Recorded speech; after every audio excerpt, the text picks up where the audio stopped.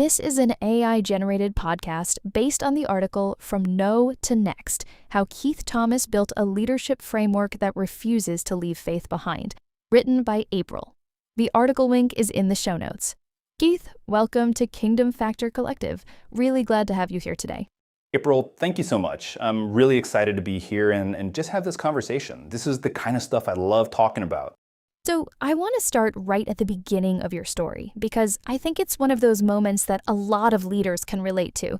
You went for a promotion, one you'd worked toward for years, and you didn't get it. And instead of that becoming a bitter chapter, it became a turning point. What actually happened in that moment? Yeah, so, I was having one of those pity parties, and I'm sitting there thinking, what are they doing to develop me? Like, why isn't the company investing in me more? And then, I genuinely believe this was the Spirit, the mirror kind of turned around and the question became, what are you doing to develop you? And that hit differently. That stopped me cold. That's a really honest thing to admit. Most people don't get to that question, They stay stuck in the first one. So what did you actually do with it? I went back to school at 50. And look, I know that sounds a little crazy, but I earned my bachelor's degree, liked it so much I kept going, and finished the master's in organizational development from Belmont University in Nashville. 4.0 GPA both times. And what I love about how God works is that no, it turned into a next. And then as I was finishing up, I got another word, more. That one word kind of set me in a whole new direction. More. That's a lot to sit with. And it sounds like that word carried you pretty far, from Nashville to the Dallas area, from sales into marketing, and eventually into the coaching work you're doing now. Can you unpack how the balanced priorities framework came out of all of that?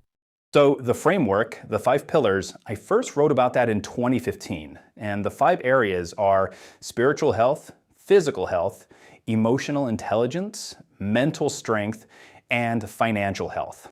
And I want to be clear, this isn't some get-rich theory. This is a map drawn from decades of real living, struggles in the corporate world, church leadership, marriage, the kind of slow growth that only comes when you stay in the room long enough to actually see what God is doing. I have lived long enough to experience some things, and a lot of those have been struggles. And the book came out late 2024, right? So this has been a long time coming. I'm curious, though, your faith journey, from what I understand, wasn't always this integrated into your leadership. Like, you weren't always coming from this place.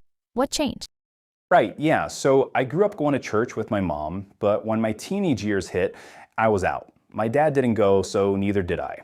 And honestly, I carried this assumption into adulthood. I thought America was a Christian nation, so by default, I was a Christian. Does that make sense? Like, it was comfortable, but completely hollow.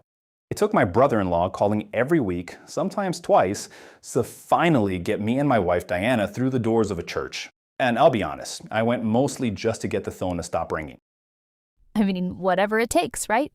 Exactly. But something shifted. Over about a year, surrounded by people our own age wrestling with the same questions, I heard a pastor preach about eternity. And that was the moment it settled in on me that I needed to make a change. That is when I accepted Christ, and from there, things moved fast. I was asked to teach an adult Sunday school class shortly after coming to faith. My biblical knowledge at that point, I'm laughing now, it basically went from Noah's Ark to Jonah.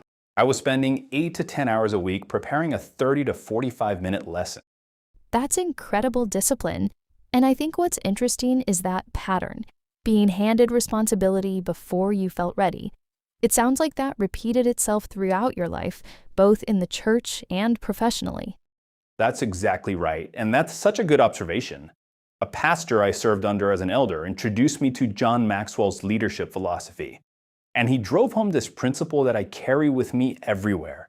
Everything rises and falls on leadership. And he taught us that we are either leading to lift or we are leading in a way that causes people to fail. We need to guard that closely. That conviction now sits at the center of everything I do professionally. I've noticed something in your LinkedIn content, and I think this is really telling. When you post about the technical side of leadership, you get polite engagement. But when you write about spiritual grounding, something different happens. Yes, and I take that seriously. I can post something about the physical side and everybody is doing some kind of physical fitness, but spiritual grounding resonates on a different level. It's bundled in with the whole of who we are. And what I hear from the leaders I coach mirrors that. There's this quiet hunger for something that performance metrics just can't satisfy. And that's really where the distinction between success and significance comes in for me. Can you unpack that? Because I think that's a line that's easy to say, but harder to actually live.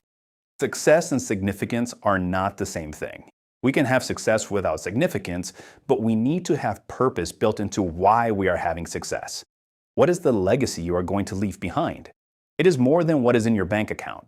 And for me personally, I've built my life around the three-part purpose statement: impact, influence, and generous living. Impact is personal, the one-on-one work. Influence extends to the organizations I'm part of. And generous living, that's not just financial. It's about how much of yourself you give away. That's really rich.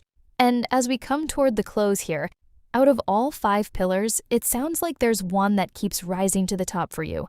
What would you want leaders who are listening to walk away with today? Stay grounded spiritually and do not let there be drift. Drift is real. It's that slow, almost imperceptible way that high performers lose their footing when life speeds up. I had foot surgery just recently, and it showed me fast how quickly the physical can reorder the emotional and the mental. But what keeps coming up in my coaching and the cohort I'm building in my own life is the spiritual. That's the anchor. Growth doesn't happen to you. You have to pursue it intentionally, patiently, and with a willingness to let a no become a next. Keith, this has been such a good conversation, really. The book is Balanced Priorities, The 5 Pillars of Life, available on Amazon, and you can learn more about his coaching and the leadership cohort he's building at Balanced Priorities. All the links are in the show notes. Keith, thank you for being here. April, thank you so much. I really appreciate it.